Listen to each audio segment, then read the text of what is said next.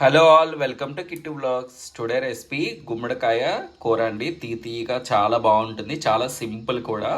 ఎక్కువ ఇంగ్రీడియంట్స్ ఏమీ అవసరం లేదు. బెల్లం గుమ్మడికాయ ఉంటే సరిపోతుంది ఇంట్లో. చాలా ఈజీ, ఇలా జ్యూసీగా చాలా బాగుంటుంది. మీరు కూడా ట్రై చేయండి, కమెంట్ చేయండి ఎలా వచ్చిందో. ఇప్పుడు ఎలా తయారు చేయాలో చూసేద్దాము. దీనికి తోలు తీయట్లేదు, ఇలా సన్నగా ముక్కలు చేసుకొని పక్కన పెట్టుకున్నాను. సో ఇది మొత్తము 1 కేజీ ఉందండి. 1 కేజీకి నేను 1/2 కిలో తీసుకుంటున్నాను. మేము తీపి ఎక్కువ తింటాం కాబట్టి. తీపి ఎక్కువ తిన్న వాళ్ళు 1/2 కిలోకి కొంచెం తక్కువ తీసుకోండి, సరిపోతుంది బెల్లం.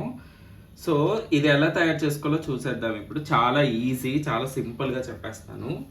ఇలా ఏదో ఒకటి కళాయి కానీ లేదంటే ఇలాంటిది గిన్నె కానీ ఉంటే మీకు పెట్టుకొని దీంట్లో ఒక 2 టేబుల్ స్పూన్లు ఆయిల్ వేసుకొని హీట్ ఎక్కిన తర్వాత గుమ్మడికాయ ముక్కలన్నీ వేసేసుకొని బాగా మగ్గ పెట్టుకోవాలి. ఫస్ట్ నూనె హీట్ ఎక్కింది, గుమ్మడికాయ ముక్కలన్నీ వేసేసుకున్నాం. ఇప్పుడు నేను చేసేదంతా ముక్కగానే తినేయచ్చు, స్వీట్ లాగా ఉంటుంది. నేనేమో హల్వా చేయట్లేదు, జస్ట్ ఇది గుమ్మడికాయ ముక్కలుగానే చేస్తున్నాను.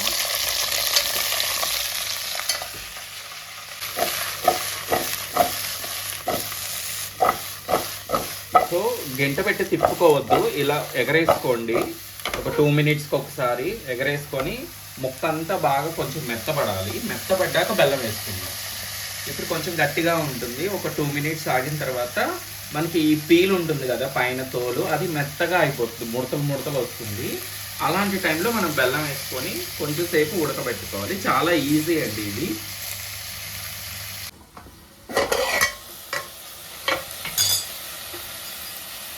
చూడండి బాగా మగ్గిపోయింది, చూడండి మగ్గిపోయినాయి. సో ఇప్పుడు బెల్లం యాడ్ చేసుకున్నాము. చెప్పాను కదా ఇది కేజీ ఉన్నాయి, 1/2 కిలో తీసుకున్నాం బెల్లం. నీళ్ళు పోయాల్సిన అవసరం ఏమీ లేదు, అవే కరిగిపోతుంది బెల్లం అంతా. ఒకసారి తిప్పుకుంటా ఉండండి మధ్యలో ఒకసారి.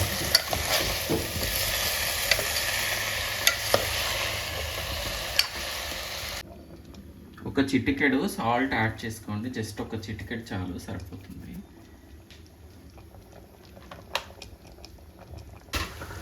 ఇలా బెల్లం పాకం అంతా కరిగిపోతుందండి. దీంట్లో బాగా ఉడకాలి ముక్క, గుజ్జుగా బాగుంటుంది. అది తోలుతో సహా వేసాను కదా, ముక్కలాగా ఉంటుంది, బాగుంటుంది తినేటప్పుడు కూడా. ఇంకా అసలు చల్లారిన తర్వాత ఫ్రిడ్జ్లో పెట్టుకొని నెక్స్ట్ డే తింటే కనుక ఇంకా సూపర్ ఉంటుంది, అదిరిపోతుంది. దీంట్లో యాలక్కాయలు కూడా వేసుకోవచ్చు అండి, అది ఆప్షనల్. ఇక్కడైతే నేనేం వేయట్లేదు, మీరు కావాలంటే వేసుకోండి. చూడండి బెల్లం అంతా కరిగిపోయింది. ఇందాక మనకి ముక్క ఒక 60% నూనెలో మగ్గిపోయింది, అంటే మెత్తబడింది ముక్క.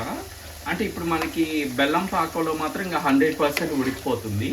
ఇలా బెల్లంలో ఉడికిన తర్వాత చూడండి కలర్ ఎలా మారిపోయిందో. ఇలా కలర్ మారిపోతుంది, బాగా ఉడుకుతుంది కూడా, చాలా బాగుంటుంది బెల్లంలో ఉడికితేనే. సో ఇలా అయినాక ఇంకొక 2 మినిట్స్ ఉంచుకొని స్టవ్ ఆఫ్ చేసుకుని, ఎందుకంటే బెల్లం ఇలా ఈ స్టేజ్లో ఆపేస్తే మొత్తం దగ్గరకు అవుతుంది, ముక్కతో సహా దగ్గరకు అయిపోతుంది. సో ఇంకొక 2 మినిట్స్ ఉంచుకొని స్టవ్ ఆఫ్ చేసుకున్నాము. ఇది చల్లారిన తర్వాత ఇంకా కొంచెం దగ్గర పడుతుంది పాకం అంతా, అప్పుడు ఇంకా బాగుంటుంది. ఇది గుజ్జుగా ఉంది కదా చూడండి, ఈ ముక్క గుజ్జుగా ఉంటుంది. ఈ గుజ్జుకి బెల్లానికి ఇంకా చాలా టేస్ట్ వస్తుంది ఆరిపోయిన తర్వాత అయితే. గుమ్మడికాయ కూర చూడండి ఇలా మెత్తబడిపోయింది బాగా, పాకలో చూడండి మెత్తగా అయిపోయింది బాగా. సో ఇంకా స్టవ్ ఆఫ్ చేసేసుకోండి.